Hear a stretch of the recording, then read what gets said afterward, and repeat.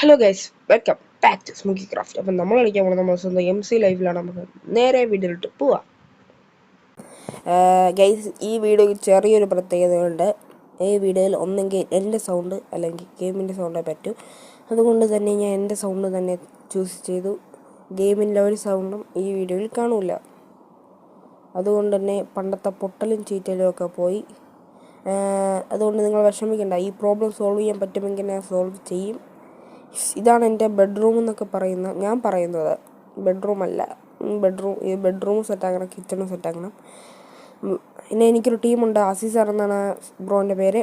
ബ്രോൻ്റെ ചാനലിൻ്റെ ലിങ്ക് ഞാൻ അടിയിൽ കൊടുത്തേക്കാം. ഇത് ചെറിയൊരു സ്റ്റോറേജാണ്. നമ്മളെല്ലാം ചെറുതായിട്ട് ചെയ്യുന്നുള്ളൂ. ഗൈസ്, ഈ വീട് എങ്ങനെയുണ്ടെന്ന് താഴെ കമൻറ്റ് ചെയ്യണം ഗൈസ്. ഇവിടെ ചെറിയ ഷുഗർ കെയിൻ പാടമൊക്കെ ഞാൻ സെറ്റാക്കി വെച്ചിട്ടുണ്ട്. ഇതോ ആ ടവർ മോർ ഫാമിനുള്ളതാണ്, പക്ഷേ മോർ ഫാമിങ് സെറ്റാക്കണം. ബ്രോൻ്റെ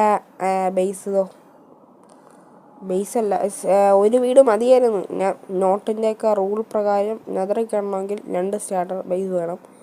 ഇത് കണ്ടിട്ടിപ്പോൾ എനിക്ക് സ്റ്റാർട്ടർ ബേസ് ആയിട്ട് തോന്നുന്നില്ല. ഇതൊരു കൊച്ചു പെട്ടിക്കൂട്, ക്യൂട്ട് ഹൗസ്. കുറേ പെട്ടികൾ അടുക്കി വെച്ചിട്ടുണ്ട്, പിന്നെ ഒരു ബെഡും വെച്ചിട്ടുണ്ട്.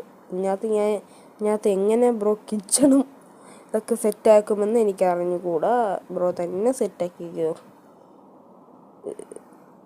വീട് കൊള്ളാം, ബട്ട് ഇത്തിരി കൂടെ സ്റ്റോറേജ് വേണമായിരുന്നു. നമുക്ക് നോട്ട് ഉണ്ടാക്കി തന്നു നമ്മൾ സ്വന്തം വീട്. വീടല്ല, നമ്മളാ ഇതെൻ്റെ പേരെന്താ, ബ്രീഡർ. ഞാൻ എന്നൊക്കെ ബ്രീഡർ ഉണ്ടാക്കി അതെല്ലാം തെറ്റും. ഇത് കിടന്ന വില്ലേജർ എവിടെയടേ?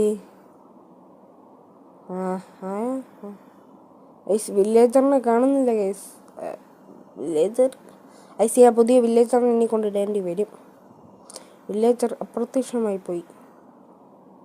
ആരെങ്കിലും ഒന്ന് കൊന്നോ, ആർക്കറിയാം. പിന്നെ നമ്മൾ താഴോട്ട് ഇറങ്ങി പോകുമ്പോൾ വില്ലേജർ ഇല്ലാത്ത ബ്രീഡർ ഇവിടെ മാത്രമേ വില്ലേജറുള്ളൂ. ഇവിടെ കുറേ എൻചാൻമെൻറ്റ് ഞാൻ സെറ്റാക്കിയിട്ടുണ്ട്.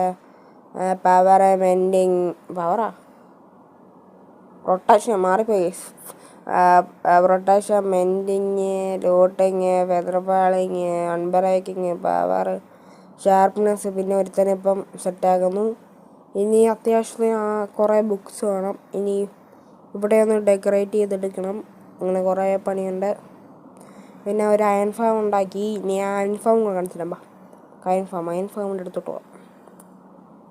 അയൺ ഫാം എന്ന് വെച്ചാൽ പക്ക വർക്കിംഗ് ആണ് എന്നാണ് തോന്നുന്നത്. ഞാൻ നേരത്തെ ഇറങ്ങിയപ്പോൾ നല്ല വർക്കിംഗ് ആയിരുന്നു. അതിൻ്റെ ഇടയ്ക്കിനി പൊട്ടിത്തെറിച്ച് പോയോ നമുക്കറിഞ്ഞുകൂടാ. നോക്കാം. അയൺ ഫാം അടിച്ചു പോയോ? ഉണ്ടാന്ന് പറഞ്ഞു. ഞാൻ പോകാൻ നേരത്ത് കുറച്ച് അയണേ ഉള്ളായിരുന്നു. ഇപ്പം എത്ര ഉണ്ട്? ബ്രോ ഒന്ന് FK ഒന്ന് തോന്നുന്നു. അത്യാവശ്യമായിട്ടുണ്ട്. വർക്കിംഗ് ആണ്. അയൺ ഫാം ഇപ്പം നമ്മളാരും FK നിൽക്കാനില്ല. അതായത് ഇപ്പോൾ സർവറിൽ നിന്ന് ലെഫ്റ്റായെന്ന് വിചാരിച്ചു. അപ്പം പിന്നെ അയൺ ഫാം നൈറ്റ് ഓണാകും, പിന്നെ വർക്ക് ചെയ്തുകൊണ്ടിരിക്കും.